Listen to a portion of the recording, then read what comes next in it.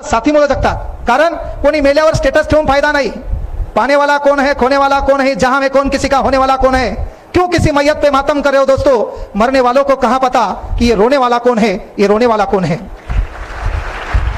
कारण त्या मरणाऱ्याला माहित नाही रडायलंय कोण.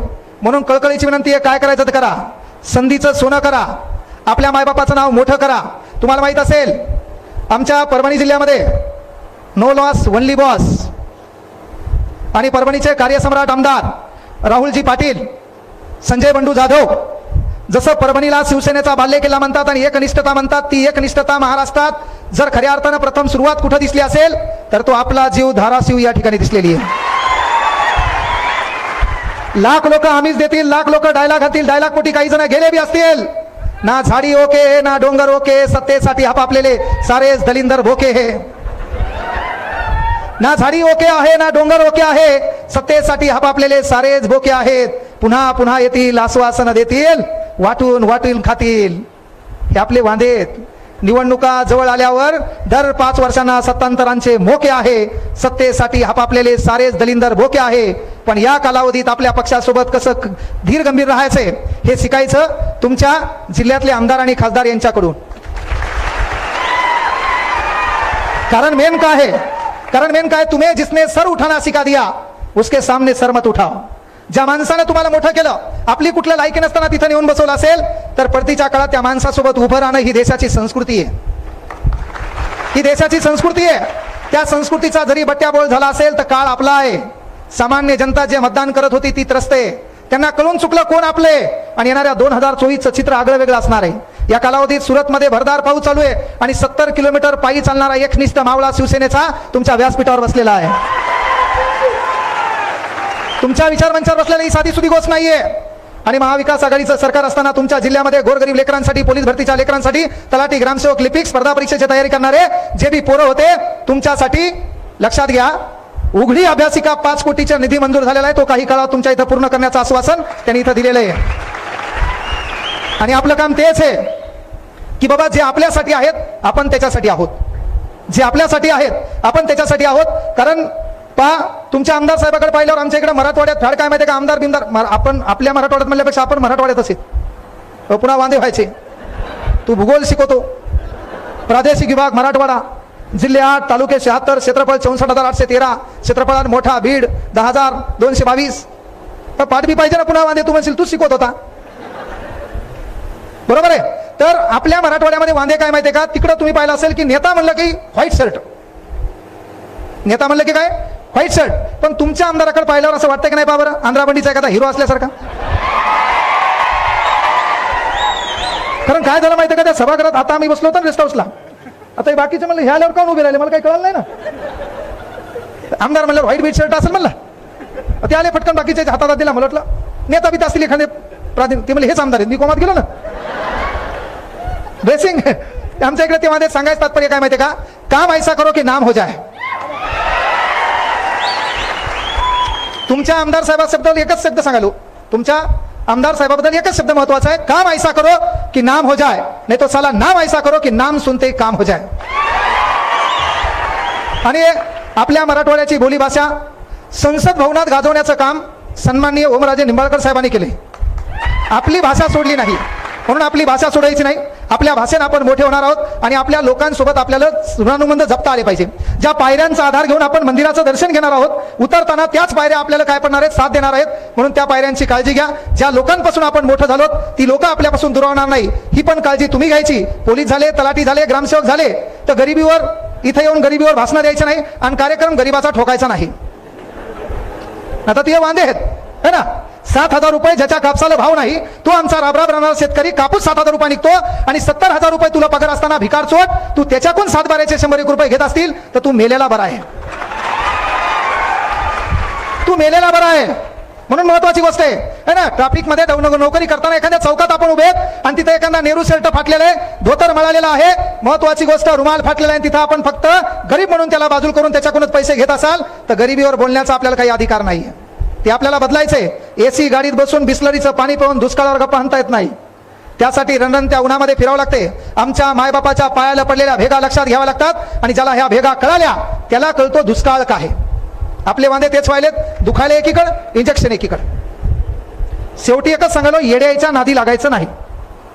अभ्यास करताना येड्याच्या नादी लागायचं नाही. दोन येडे आहेत. येड्याचे प्रकार माहिती आहे तुम्हाला. इथे एखादं बसतंय पहा, टक लावून पाहते. आपल्याला काय वाटतंय, आपल्याकडेच पाहिले, पण त्याच्या डोक्यात विचार दुसराच असते. त्याच्या डोक्यात विचार दुसराच असते. तर एक येडा असते पहा. येड्याचे प्रकार आहेत, मनोरुग्ण म्हणतो आपण. ह्या पोरी काऊन चालल्या हो? बस आहे का? बरोबर. पोरं तुम्हाला बी बस आहे काय? हा, जाय ना तिच्या मागे लटकून, तात्या इंचू ओम भगनी भागोदरी पद्मासे योनी ओम भट स्वाहा. कारण काय व्हायला, मी जे बोलायला त्याला आगीच लागेल, त्याचं म्हणणं आहे ती गेली बापा. हा, थांब थांब, तू मगवा बी उठला होता काळ्या शर्टवाल्या. म्हणजे मना भावातून झापड मारली तर तीनदा मुतल पाती. पण ते काही नाही, ते मधात काहीतरी बुचकून बोलायले पा, उगाच काहीतरी बोलायले. थांब थांब थांब, सांगायचं तात्पर्य एकच गोष्ट लक्षात घ्या. वेळ जास्त झालेला आहे. शेवटचं उदाहरण तुमच्यासाठी सांगितलं. येड्या लोकांच्या नादी लागायचं नाही. एक येडा असते पहा, येड्याचे गुण आहेत. तुम्ही त्याच्याकडे पहा, ते तुमच्याकडे पाहते. तुम्ही त्याच्याकडे पाहून स्माईल करा, ती बी स्माईल करते. तुम्ही त्याच्याकडे रागान पहा, ते डायरेक्ट दगड घेऊन मागे लागते. हे येड्याचा गुणधर्म आहे. मग काय होतं माहिती आहे का, आता तुमच्या इकडं शिंदे कॉलेज होतं ना, आपण गेलो ते व्हीजी शिंदे. वांदे काय होतात माहिती आहे का, एक जण काय झालं माहिती आहे का, एक येडं आहे, ऊस चालू लागलं. ऊस त्याच्या हातात धारदार इळा आहे, आणि तुझ्यासारख्या पोलीस भरतीच्या पोराने त्याच्याकडे पाहिलं, त्यानं बी तुझ्याकडे पाहिलं. आता येड्याचा गुणधर्म आहे. यानं काय केलं, त्याच्याकडे डोळे वटारले. यानं पहिले स्माईल दिली, त्यानं बी स्माईल दिली. त्याने याच्याकडे पाहिलं, यानं बी त्याच्याकडे पाहिलं. यानं डोळे वटारले की त्यानं डायरेक्ट इळा असा वरती गेला. आता धारदार इळा त्याच्या हातात. ते इळा घेऊन त्यानं धुऱ्यावर उडी मारली. पोलीस भरतीचं पोरग कोमात गेलं, याला कळलं मेलो आपण आता. मग त्यानं ते इळा घेऊन काय केलं माहितीये का, त्या पोलीस भरतीच्या पोराच्या मागे लागलं. का, तर यानं डोळे वटारले होते. यानं डोळे उतारल्यामुळे त्यानं इळा घेऊन काय केलं, डायरेक्ट रोडनं या पोलीस भरतीच्या पोराच्या मागं. आता पोलीस भरतीचं पोरग आमचं 100 मीटर परफेक्ट. 100 मीटर असं पळालं, मागं वळून पाहिलं, येडं मागच.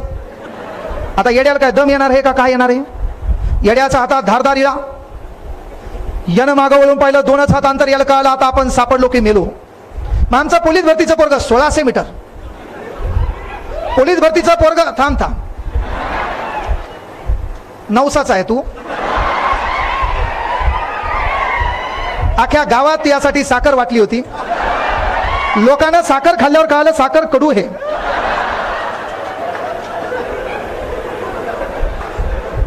शिमग्याच्या कालावधीत झालेला तू, तरी तुला ताण येईना. म्हणजे याचं वांदे काय, गावात म्हणले मुख्यमंत्री आले आणि पहिले मलाच बोलले. गावात म्हणले मुख्यमंत्री आले, पहिले मलाच बोलले. एका विचारलं काय बोलले, ते म्हणले मी स्टेजवर उभा होतो. ते म्हणले खाली उतर. म्हणजे कोणी निंदा कोणी मंदा, आपला बेश्रमाचा धंदा. इकडं काही बोलत तरी ते हसायतले. म्हणजे बेनं कुठलंय काय माहित. सांगायचं तात्पर्य आता झालं काय, 1600 मीटर हे पोलीस भरतीचं पोरग पळालं. त्यानं मागं वळून पाहिलं, ते येडं इळा घेऊन मागं हातातच हुलाला हुलाला हुलाला हे कोमात गेलं पुढचं. याला कळलं कार्यक्रम बिघडला आपला. आमच्या पोलीस भरतीच्या पोरानं काय केलं, फॉरेस्ट भरती 5 किलोमीटर. मग पोरग 5 किलोमीटर पळालं. 5 किलोमीटर पळाल्यावर मागं वळून पाहिलं, येडं मागच, 2च हात अंतर, डोळे लालबुंद, हातात इळा. याला कळलं मेलो आपण आता. पोरानं फॉरेस्ट भरतीची तयारी केली. 25 किलोमीटर पोरग 25 किलोमीटर पळालं. 25 किलोमीटर पळाल्यावर मागं वळून पाहिलं, येडं मागच, 2च हात अंतर, हातात इळा धारदार, डोळे लालबुंद. याला वाटलं मेलो आपण आता. असं पळता पळता पळता बीड आलं बापा. मरणाच्या भीतीने पळायले आणि पुढे पळता पळता मागं पाहू लागलं. मागं येडच आहे, डोळे लालबुंदे, हातात इळा आहे. याला कळलं मेलो आपण आता. आणि पुढे पळता पळता मागं वळून पाहता पाहता रपकन एक खडा आला, त्या खड्यात पडलं. त्यानं डोळे लावले, म्हणला मेलो आता. आता आपलं काही खरं नाही. कोणाचं तोंड पाहिलं होतं काय माहित. त्या खड्यात येड्यानं उडी मारली. त्याला हात लावला, म्हणला जिंकलं का नाही.